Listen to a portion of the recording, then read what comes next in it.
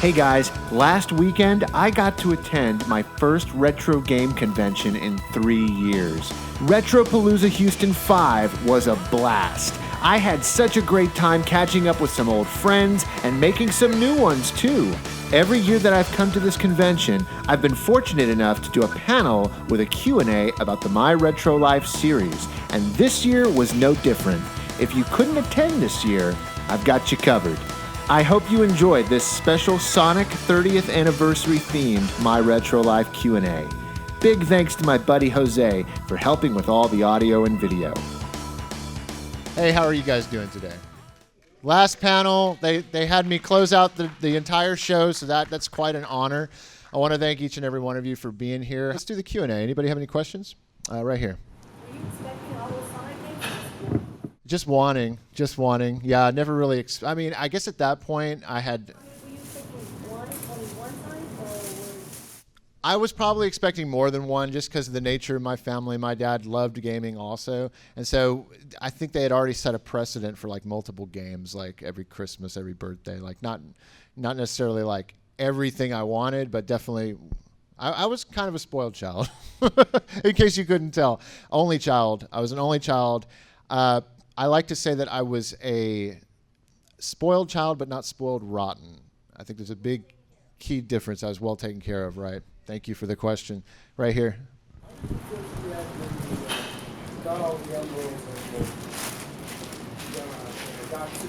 Got Supersonic. I first got the Supersonic character in probably Sonic 1. So that would have been the one that I got all the emeralds in. And that just blew my mind. I mean, I think I read about it in a magazine how to do it. So it wasn't like pure shock discovering Supersonic. It was like I knew about it. I'd read about it. It had been legend that you could turn into Supersonic. And so I think the first time I did it and I had all the emeralds, I think it was Sonic 1 that I did it in, or maybe 2 was the first one. Is that the first one you could do it in? Okay. And so in that one, I think what was the button you hold? You hold a button to turn into him. Yeah, when I first did the button combination, as I read in the magazine to do it, it was just like, oh my gosh, it felt like game breaking in a way because it was designed that way. Right here.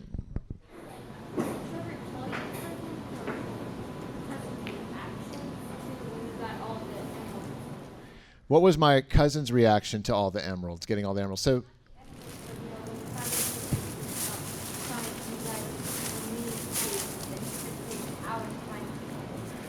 Like collecting all the emeralds or time stones in Sonic CD. In answer to your question, I think you're asking what was our reaction to getting all the emeralds? When we finally, yeah. I think it was one of just elation, just being amazed that the things that we would read about in magazines that, because it's before the internet, so you'd have to read. It was just like legend. It would go around the schoolyard, like, oh, you can turn into Supersonic, or you can have, unlimited lives in certain game, X game. And so when you finally pulled off a cheat like that, or some sort of cool in-game secret, it was awesome. It was so cool. It was like, it was reality. Those rumors were true. And so, yeah, it was a lot of fun. A lot of fun. Right here. Have you ever watched the Sonic the Hedgehog movie? I have seen the Sonic the Hedgehog movie. I really liked it. Yeah, I thought it was good. Yeah, you still can't wait for the sequel. Who's excited for the Sonic sequel? Yeah. I think they really nailed it. I think they really nailed the movie. I think they made it really true to the character. It took liberties, as most movies will, but it kept it grounded in Sonic's established reality. And it was a lot of fun. They took liberties, obviously. It's not sticking like directly to the games, directly to, or even the comics.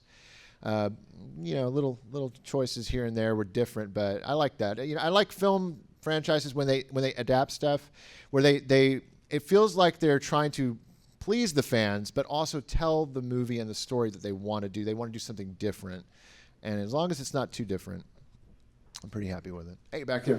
How's game collecting going for you right now? Game collecting right now? So, yeah, absolutely. So he asked, how's game collecting going for me now?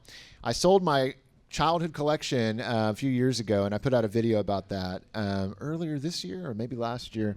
And it's going really good because I have a daughter. She's 6 years old, and so it's really cool to be able to kind of do what my dad and I used to do back in the day, collecting games together. Even in those days, which was so odd to collect games. I think it's much more for her. It's much more like it's becoming a normal thing, I mean, hence this convention. So I think it's been so much fun collecting games with her, and she loves Nintendo stuff. She really hasn't gotten into Sega much, but I'm waiting for the right times to really introduce her to Sega and try to also explain to her, look, there's all these other companies. She's learning because of as our new collection grows, or as I call it, like Collection 2.0 or whatever, we're hooking up all these consoles in our little game room. And she's starting to take notice. Oh, this is for that system, and this is for that. Oh, this goes there, and oh, do we have it on the Wii? You know, she'll ask me these different things, and so it's so cool. And she's really taken. Just to elaborate more about her, it blows my mind that I'm not super pushy on it because I don't want to be that parent who's like, you got to love what I love kind of thing. Like, it's not, I totally don't want to do that. But just the little nudges that I've given her in those directions. She talks about wanting to be a game designer all the time. She's 6 years old. She wanted Game Builder Garage on Switch like so badly. And she got it recently and went crazy for it. She loves Super Mario Maker. She builds her own courses. And she's always saying she wants to be a game designer. Yeah, it's really cool. Right here. What was your dad's favorite Sega console? My dad's favorite Sega console was the Sega CD. Definitely the Sega CD. Like, with, you know, it's not necessarily it's an add-on, I know, but a lot of people consider it its own thing because it has its own library. But he loved the Sega CD for just what it did at the time. It just blew his mind because he loved video and audio tech. He was a big techie with that stuff. He was an independent filmmaker in the 80s, and so anything like that was just mind-blowing to him. And just watching, because he also started gaming with the Atari, like 2600. So for him to watch the evolution of games in such a short span of time, get to that point where in the early 90s, suddenly it's turning into a movie, which was the other hobby that he loved so much. Yeah, he loved Sega CD. I'd say close second would be Sega Saturn. Yeah. Over here. Favorite Sonic game? Favorite Sonic game? Man, it used to always be Sonic CD, which was this episode, the game featured in this episode. Always was that, but you know, as time is going by, I am more and more thinking Sonic Mania has become my favorite Sonic game. Like, I think to myself, this is blasphemous. How can I love a new Sonic game more than the classics? But I think it's such a love letter to the old games, and it's made by fans who understand the gameplay, and it's a great game. I think Sonic Mania might be my favorite one now. Based on the Shenmue episode you did, do you still listen to the Offspring? Another question is, were there any bands you got introduced thanks to games? Yes. So his question was, because of this Shenmue episode of My Retro Life that I did, he learned that I was a big fan of The Offspring when I was a teenager. And he wanted to know if I still was a fan of The Offspring and if any other video games introduced me to bands and artists. And that's absolutely 100% true on both counts. I still am a fan. I'm not like a fan of their new stuff. I really don't dive into it, but I'll throw on Ixnay on the Hombre every now and then. I'll throw on Smash, right? Yeah. Is that what it's called? Yeah. Obviously, I sound like not a fan, but not knowing the name of the album. But Ixnay on the Hombre, which had the Crazy Taxi tunes, I'll throw that on. Conspiracy of the One, obviously, which I got in that video. The ones that I grew up with, those records, like I'll play those from time to time. But I haven't heard. I think the last one I listened to was Rise of Fall of. Was the one with You're Gonna Go Far Kid, whatever album that was. Yeah, that was the last one I listened to actively. And then other bands that I got introduced, Goldfinger. I love Goldfinger, and I got introduced because of Tony Hawk, Superman. Superman, that was a band that I got introduced because of video games. And then, of course, all the work of like Crush 40 and, just like Yuzo Koshiro and his stuff, just video game artists, composers. I listen to them regularly too. So yeah, absolutely. You're right here. So on that same topic, like, have you ever played a lot of the Sega games with just stuff with more Back then I played Tony Hawk 2, 1, 2, 3. I think I played 4, and that's kind of where I ended, was with 4. Yeah, I don't think I played 5. Yeah. Those were all fun each time they came out. Yeah. Let me answer Billy's question, and then I'll get to yours. Go ahead, Billy. Do you like Big the Cat? What's that? Do you like Big the Cat? Do I like Big the Cat? Oh man, not really. I never really cared for him. Sorry, Big the Cat fans. Big the Cat, Sonic Adventure, he got introduced in. I'm glad that's not a trivia question that I'm getting for the giveaway. Yeah, Big the Cat. I don't know. How many fans of Big the Cat are there here? Who actually like I'm a fan of Big the Cat? Raise your hand. Oh, okay, all right.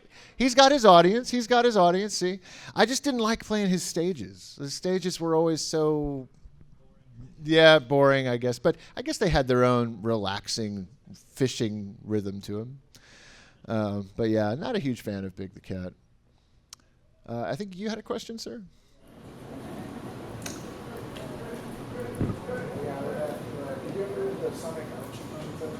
I did read the Sonic Archie comics. Yeah, I had the first few issues when they first came out. I remember getting even like issue 0, whatever it was. It was like I think it was running on the bricks or something was the cover of that. Yeah.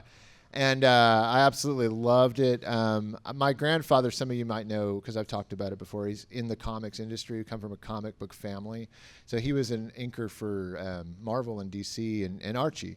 And he used to elaborate on me liking the Sonic comics, he used to know personally because he was a colleague of his, Spaz, who did all the art, the cover art. I don't know if he did the inside art, but he did all the covers, I think, for most Sonic issues, and even, yeah.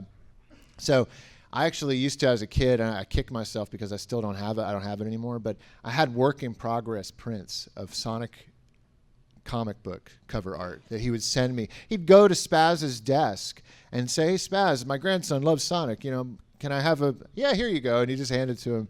And I kicked my butt thinking of I don't know, moves, different things happened, crazy. But oh, that's what he did. I don't know. Seth is in the house. No, I didn't do it, but Seth. I profiled him on a video and he is the man who did that. Any other questions? Let's see. I'll ask. Here you go. What's a Sonic game that's so bad you just won't touch it anymore? Sonic game so bad I won't touch it anymore. Least favorite, yeah. Man, that's got to go to 3D Blast probably. It's not a terrible game, but I never played it. I never played 06. He said, why not 06? And I'm like, I never played it because I just knew it was garbage from all the things people were saying. And so I liked Sonic so much. I was like, I'm not going to even tarnish my Sonic experience with that game. So of the ones I played, 3D Blast probably, but I know it's still a good game. Still a good game. It's funny because it's a giveaway later. You right here. What's your opinion on the Sonic Colors HD remake? I'm very excited. He said, what is your opinion on the Sonic Colors HD remake? And I'm very excited for it. I've never played it. So I'm super excited for it to be my first experience playing the game. Very, very excited for that. Right here. Yeah, we'll get yours next. Did you watch any of the 3 Sonic cartoons that came out there? So what's your favorite? So I caught very little of Underground. But I watched a lot of. He asked which of the 3 Sonic cartoons from the '90s did you watch growing up, and I definitely watched Sat AM, and I definitely watched The Adventures of Sonic a lot. Both of those were in conjunction. Like I would, because they came on like at the same time sometimes, even like hours apart, and so you'd flip the station and there was another Sonic TV series playing. So I loved, those were definitely my jam, no pun intended, early on, like before school catching, I'll never forget before school catching, or I guess it was Saturday morning, Saturday AM, maybe reruns, maybe I watched reruns of Sonic. That was my favorite. I liked that one more than all the ones I saw. was set AM. Yeah. And then you had a question, sir? Yeah, I was wondering, I know you're a major Sega fan. What do you think about Sega's new direction and the direction they're going in now? Oh, man. What is with Sega's new direction and the direction they're going in now is what he asked. Not with such the way I said it. He said, yeah, what is with it? I really don't know. I've never been able to quite guess what Sega is thinking. And it's another pun not intended. It's thinking. But gosh, I'm this is what I'm happy about. I'm happy that Sega understands that they have franchises and IPs that are valued. Even if they don't know themselves what to do with them, they are farming them out to indie developers and fans to make good games. Because it's almost like I feel like they're throwing their hands up. It's like, we don't know what to do. Here, you take it. And these guys who are real fans of these old franchises are running with the ball. Like they're taking it all the way to the goal, And so we've gotten games like Streets of Rage 4, which is just amazing. It's become one of my favorite games in recent years. And we've got Sonic Mania that came out. We can thank Christian Whitehead for that and his team. And then the Wonder Boy remake was amazing. Dragon's Trap, that was fantastic. Panzer Dragoon was actually very good too. I was so surprised when that turned out good. I was really thinking that wasn't going to turn out good, but it was very good. So yeah, I think there's really a lot of hope for Sega. I still think they don't know exactly what they're quite doing with their IPs and their franchises, but I think they're on the right. Yeah, or their audience. Yeah, I think they're on the right track though. I think if they could put less emphasis on Sonic. It's funny, this is Sonic panel. We're celebrating Sonic here, but I think if they just were like, I think they're too afraid to move away from Sonic because let's face it, he's the one that sells all the cash cows. So, but I would love for them to dig in. Oh, we got the Alex Kidd. Who's played the Alex Kidd remake? Is that good? Alex Kidd Miracle World? Anybody play it? Okay. Is it good? Oh, I thought you were saying you played it. Okay, yeah. The original? Yeah, my mind went to the Dragon one, with Wonder Boy. Oh, yeah. Yeah, there's a new Alex Kidd game, so that's cool too. So I want to try that out. Oh, there's a new House of the Dead coming out. Okay, so maybe things are looking good. If you add all those up together, it really does point to a very positive thing for Sega. Maybe, yeah. Let's see if anybody else has another. I'll get back to you. Yeah. Can I do the splits? Yeah. Do you regret selling your collection? Do I regret selling my collection? No, not really. There's times where, especially because I sold it like 3 years ago, and the influx of what the value was for it is like insane now. I mean, I probably would have sold it for double, but it was never about the money. For me, when I sold it, it was about just trying to. I mean, obviously that's a factor. I can't say it's not. It's a factor, but I mainly did it to. I mean, and I say in the video, it became kind of a hindrance between me and my family, my daughter. I'm also, I kind of like, it kind of just, I looked at it as this kind of like giant trophy. It was like on the wall, and a lot of people do, and a lot of collectors do, and there's nothing wrong with that. But for me, in my personal life, it just kind of felt like, I don't know, I didn't want my daughter like thinking that I like this was my life and everything. And so, I don't know, I made a decision at a time when I decided to, do that. And I don't regret this one thing. I don't live with regrets. I try not to, think about, like, what was done was done. And that was a time and place that I made that decision, and a certain part of my life and season of my life. And so you can't look back. You can't look backwards. You can only look forward. And if you stay circling in regret, you're just going to really just, you're just going to be miserable. So, nope, no regrets. You had another question? Yeah. Besides Sonic, what's your favorite Sega franchises? And is there any Sega franchises you'd like to see get remade, remastered, or just... Yes. Besides Sonic, what are my other favorite Sega franchises? And would I like to see any others get remade or remastered? Yes, absolutely. Shinobi is the first one I think of, because I just love those original games. Shinobi Arcade, Revenge of Shinobi, Shinobi 3 is my favorite. Shinobi 3 is my favorite Shinobi game. I have a buddy. Do you guys know Media Glitch, Joel Valley? He's got a channel called Media Glitch. He would, if he's watching this, he's probably like shaking his head because Revenge of Shinobi, we always go back and forth on whether or not Revenge is better than Shinobi 3. Shadow Dancer, I love. Revenge, you say? Revenge, says Sega Steve. Oh, he's the authority. Right? Yeah, well, Yuzo Koshiro. Yeah, Yuzo Koshiro did the music for Revenge. I love Revenge. I think nostalgia plays a lot into my love of 3 because Revenge, when we got it, it was too difficult for me. I was too young and like I just had a hard time playing it. And then by the time 3 came out, I was more experienced as a gamer and like I really dug into 3 good. Yeah. We got Frogger, man. Frogger. Alex Kidd in Shinobi World.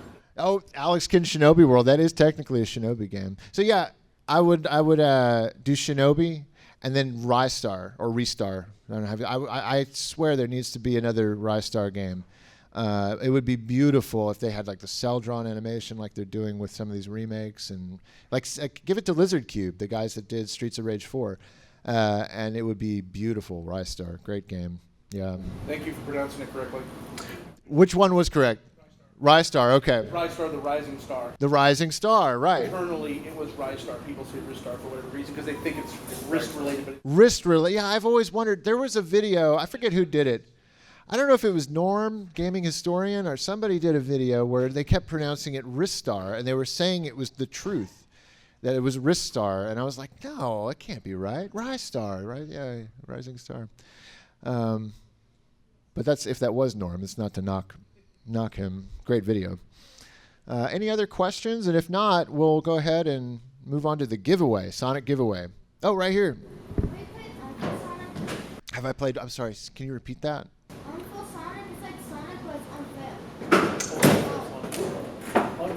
Unfair Sonic. I have not played Unfair Sonic. Is it really difficult? Oh man, it sounds unfair. What's up, Billy? Hey, man. Or yeah. I'll just. Oh, till get pictures. Yeah, Billy, everybody, Game Chasers.